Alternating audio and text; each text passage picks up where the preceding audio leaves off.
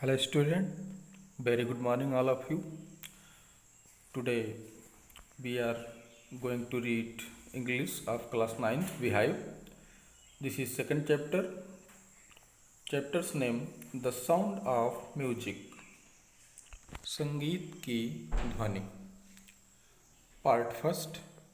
Evelyn Glennie listened to sound without hearing it. Next, before you read, God may have taken her hearing, but He has given her back something extraordinary. What we hear, she feels far more deeply than any of us. That is why she expresses music so beautifully. Read the following account of a person who fought against a physical disability and made her life a success story. जिसमें क्या बताया गया है, एक लड़की के बारे में बताया गया है जिसकी श्रवण शक्ति का ह्रास हो चुका था, लेकिन अपने मेहनत परिश्रम के बलबूते किस प्रकार से वह अपना मुकाम हासिल करती है, सफलता हासिल करती है, उसी के बारे में बताया गया है. तो आइए देखते हैं. First, rush hour crowds jostle for position on the underground train platform. भूमिगत रेलवे प्लेटफार्म पर, कैसा प्लेटफार्म था? Underground train platform. भूमिगत ट्रेन के प्लेटफार्म पर क्या हुआ था? भारी भरकम भीड़ काफ़ी समय तक अपना पोजीशन लेने के लिए धक्का मुक्की कर रही थी. अंडरग्राउंड ट्रेन प्लेटफार्म, भूमिगत रेलवे प्लेटफार्म पर रस मतलब भीड़ जो थी, आवर काफ़ी समय तक जो थी, क्राउड्स भीड़ जो थी, जॉस्टल फॉर पोजीशन, जॉस्टल मतलब धक्का मुक्की कर रही थी, फॉर पोजीशन अपनी स्थिति लेने के लिए काफ़ी समय तक वहाँ पे धक्का मुक्की हो रही थी. A slight girl looking younger than her 17 years was nervous yet excited as though she felt the vibration of approaching train. A slight girl, एक पतली दुबली सी लड़की, लुकिंग यंगर देन हर 17 ईयर्स, अपनी उम्र के 17 वर्ष की उम्र से भी छोटी दिखाई पड़ने वाली एक दुबली पतली लड़की क्या थी? वाज नर्वस एट, काफ़ी जो है घबराई हुई थी, नर्वस घबराई हुई थी.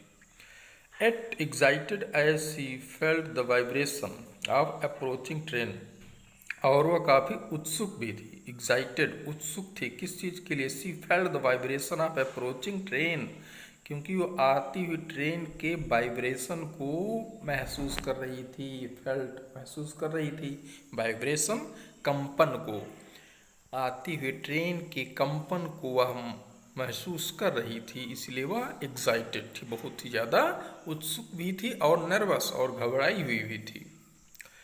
It was her first day at the prestigious Royal Academy of Music in London.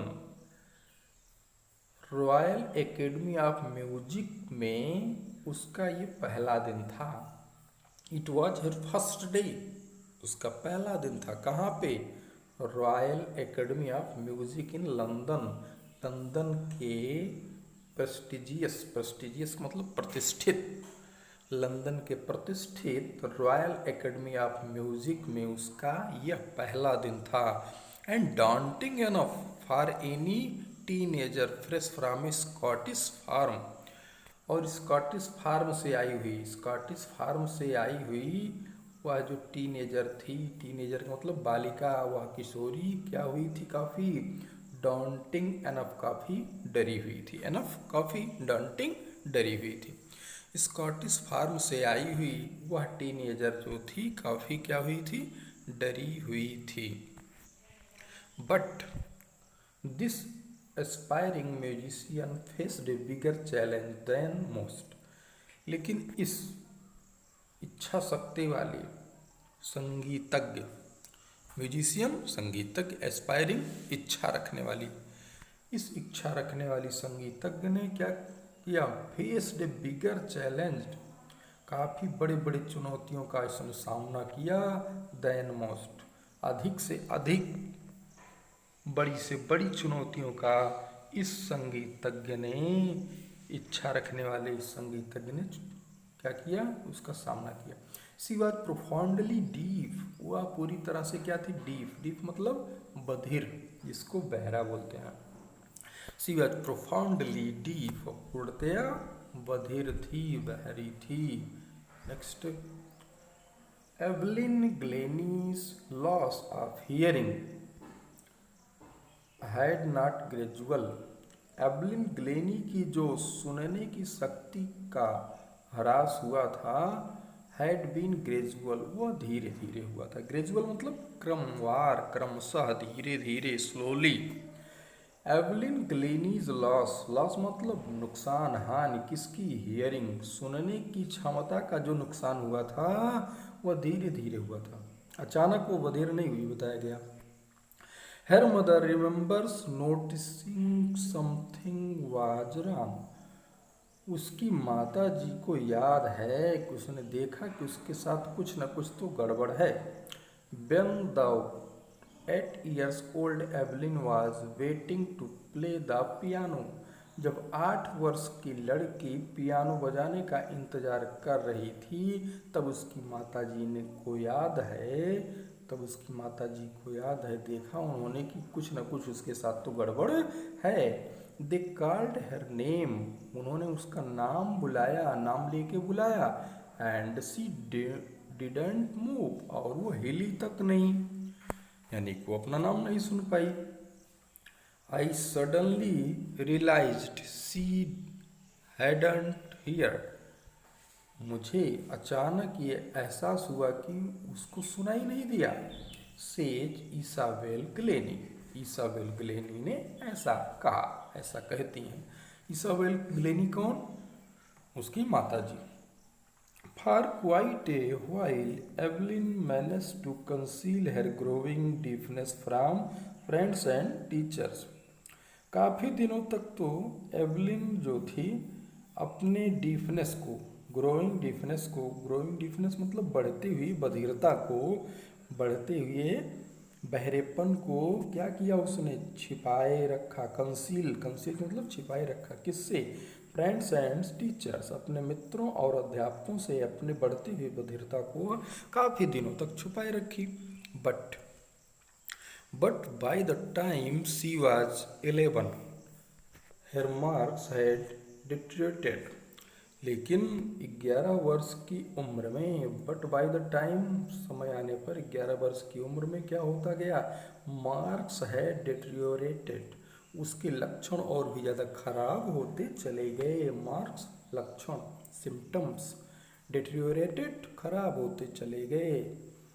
And her headmistress asked her parents to take her to, और उसके प्रधानाध्यापिका ने, हेडमिस्ट्रेस माने प्रधानाध्यापिका ने, अर्ज्ड, अर्ज्ड मतलब क्या होता है, कहना, रिक्वेस्टली जो है कहा जाता है तो उसको अर्ज्ड बोलते हैं।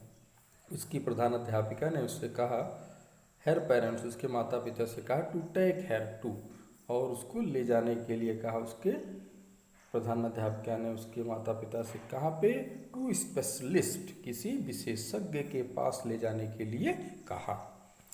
It was then discovered that her hearing was severely impaired as a result of gradual nerve damage. तब ये खोजा गया, पाया गया कि उसकी जो सुनने की क्षमता है, severely impaired, पूर्णतया वह खराब हो चुकी है। severely impaired पूर्णतया, पूर्ण रूप से खराब हो चुकी है। As a result of gradual nerve damage, क्रमशः स्नायु मंडल के क्षतिग्रस्त हो जाने से, नर्व मतलब स्नायु, और डैमेज मतलब क्षतिग्रस्त हो जाना। स्नायु के, स्नायु मंडल के क्षतिग्रस्त हो जाने के परिणाम स्वरूप यह पाया गया कि उसकी श्रवण क्षमता का ह्रास हो चुका है, सुनने की शक्ति का ह्रास हो चुका है। दे वर advised that she should be fitted with hearing aids। उसको ये सलाह दी गई, ये परामर्श दिया गया कि उसको जो है हियरिंग एड्स की ज़रूरत है, श्रवण सहायक सामग्री जिसको बोलते हैं, हियरिंग एड्स श्रवण सहायक सामग्री की उसको आवश्यकता है। And sent to school for the deaf, और उसको बधिर बच्चों के विद्यालय में भेजा जाए। डीफ बधिर, बहरा, one who can not here, that is called deaf, और उसको बधिर के विद्यालयों में स्कूल में भेजा जाए। एवरीथिंग सडनली लुक्ड ब्लैक, अचानक सारी चीज़ें काली दिखाई पड़ने लगी। सेज एवलिन, एवलिन बोलती है, कहती है कि अचानक उसको सारी चीज़ें लुक्ड ब्लैक, काली दिखाई पड़ने लगती है। थर्ड आइए देखते हैं। But Evelyn was not going to give up, लेकिन एवलिन जो थी जल्दी से हार मानने वाली नहीं थी। गिव अप, हार मानना, not going to give up, वो हार मानने वाली जल्दी से नहीं थी। She was determined to lead a normal life, और वह सामान्य जीवन व्यतीत करने के लिए दृढ़ निश्चय कर चुकी थी। डिटरमाइंड का मतलब क्या होता है बच्चों? दृढ़ निश्चय कर लेना। नॉर्मल लाइफ, एक सामान्य सा जीवन जीने के लिए वह दृढ़ निश्चय कर चुकी थी। And pursue her interest in music, और संगीत में अपनी रुचि को बनाए रखना चाहती थी। One day she noticed a girl playing a xylophone and decided that she wanted to play it too. एक दिन उसने देखा कि एक लड़की जो थी जाइलोफोन बजा रही थी। एंड डिसाइडेड दैट, और उसने इस समय निश्चय कर लिया कि वह भी उसे बजाना चाहती है। Most of the teachers discouraged her, अधिकांश अध्यापकों ने, शिक्षकों ने उसको हतोत्साहित किया। डिस्करेज्ड मतलब हतोत्साहित किया her. But percussionist ran Forbes spotted her potential, लेकिन जो percussionist थे, एक प्रकार से तबला वादक कह सकते हैं, ड्रम वादक कह सकते हैं, ढोल वादक कह सकते हैं, रॉन फॉर्ब्स उनका नाम था। उन्होंने क्या किया? स्पॉटेड हेयर पोटेंशियल, उसकी संभावनाओं को पहचाना, उसकी योग्यताओं को परखा, उसकी क्षमताओं को जाना समझा। उसके बाद क्या हुआ?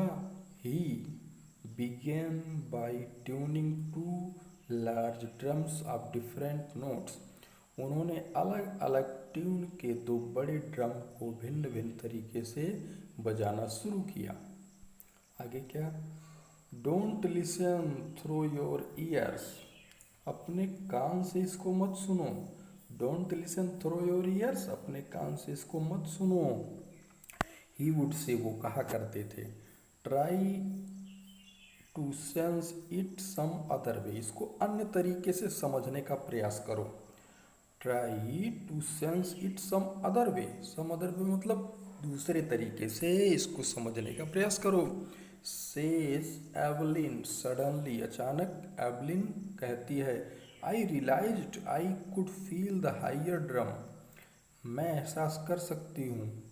आई रियलाइज्ड, आई फील, मैं अनुभव कर सकती हूँ।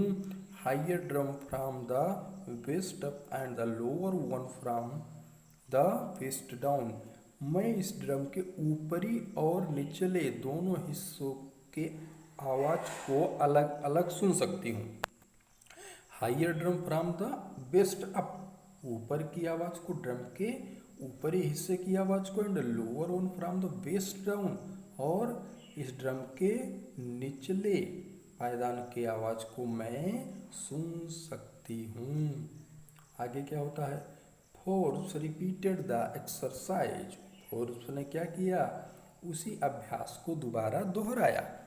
And soon Evelyn discovered that, और बड़ी जल्दी से ही एवलिन इस बात को खोज ली कि that she could sense certain notes in different parts of her body, और शरीर के भिन्न भिन्न हिस्सों से वह अनेक प्रकार के आवाज़ों को सुन सकती है, महसूस कर सकती है, समझ सकती है। सून एवलिन डिस्कवर्ड डिस्कवर्ड का मतलब होता है पता लगा लिया कि वो शरीर के भिन्न भिन्न हिस्सों से वह आवाज़ को समझ सकती है। I had learn to open my mind and body to sound and vibration. मैंने अपने मस्तिष्क को और शरीर को ध्वनि और कंपन को समझने के लिए सीख लिया है। आई हैड लर्न मतलब मैंने सीख लिया है। टू ओपन माई माइंड मैंने अपने मस्तिष्क और शरीर को खुला रखना सीख लिया है। किस चीज़ के प्रति? Sound and vibration. साउंड और वाइब्रेशन को जानने के लिए, ध्वनि और कंपन को जानने के लिए मैंने अपने मस्तिष्क और शरीर को खुला रखना सीख लिया है। The rest was share determination and hard work. बाकी जो कुछ चीज़ थी वह थी दृढ़ निश्चय और कठोर परिश्रम।